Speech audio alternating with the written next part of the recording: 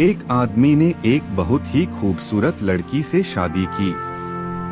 शादी के बाद दोनों की जिंदगी बहुत प्यार से गुजर रही थी। वह उसे बहुत चाहता था और उसकी खूबसूरती की हमेशा तारीफ किया करता था। लेकिन कुछ महीनों के बाद लड़की चर्मरोग स्किन डिजीज से ग्रसित हो गई और धीरे धीरे उसकी खूबसूरती जाने लगी। खुद को इस तरह देख उसके मन में डर समाने लगा कि यदि वह बदसूरत हो गई तो उसका पति उससे नफरत करने लगेगा और वह उसकी नफरत बर्दाश्त नहीं कर पाएगी। इस बीच एक दिन पति को किसी काम से शहर से बाहर जाना पड़ा। काम खत्म कर जब वह घर वापस लौट रहा था, उसका एक्सीडेंट हो गया। एक्सीडेंट में उसने अपनी दोनों आंखें खो दी।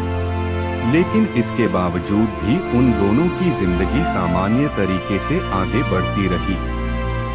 समय गुजरता रहा और अपने चर्मरोग के कारण लड़की ने अपनी खूबसूरती पूरी तरह गंवा दी।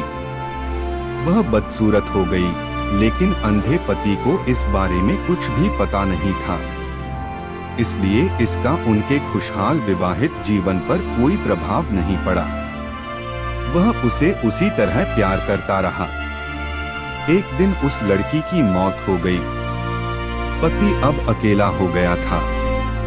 वह बहुत दुखी था। वह उस शहर को छोड़कर जाना चाहता था।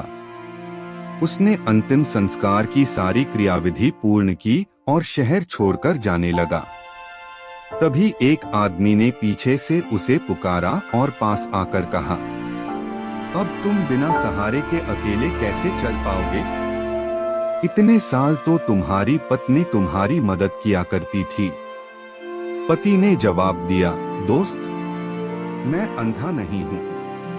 मैं बस अंधा होने का नाटक कर रहा था, क्योंकि यदि मेरी पत्नी को पता चल जाता कि मैं उसकी बदसूरती देख सकता हूँ तो यह उसे उसके रोग से ज्यादा दर्द देता।